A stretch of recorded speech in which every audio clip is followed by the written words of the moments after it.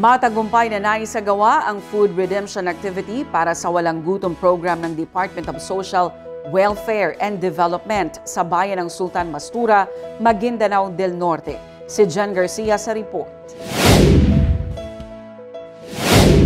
Katuwang ang lokal na pamahalaan ng bayan ng Sultan Mastura, maayos na naisagawa ang food redemption activity para sa Walang Gutom program ng Department of Social Welfare and Development araw ng Lunes.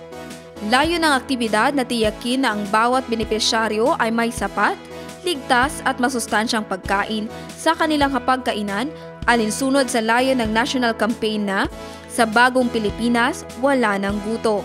Tumanggap ang mga benepisyaryo ng iba't ibang masustansyang pagkain tulad ng bigas, manok, isda, gulay at prutas.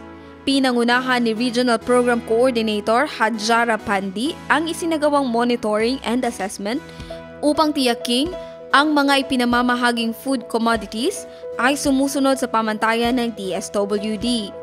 Kasama din ito sa koordinasyon ang Municipal Social Welfare Officer na naging tulay para sa maayos na pagpapatupad ng programa sa local level. Nagpulong din ang mga opisyal ng DSWD at si Mayor Dato Armando Mastura hinggil sa pagpapatupad ng programa. Mas pinalalakas naman ng Sultan Mastura LGU ang ugnayan at pakikipagtulungan sa DSWD at iba pang ahensya ng gobyerno upang matiyak na walang maiiwang pamilya pagdating sa usaping pagkain, nutrisyon at kalusugan ng mamamayan. Jan Garcia, iMinds, Philippines.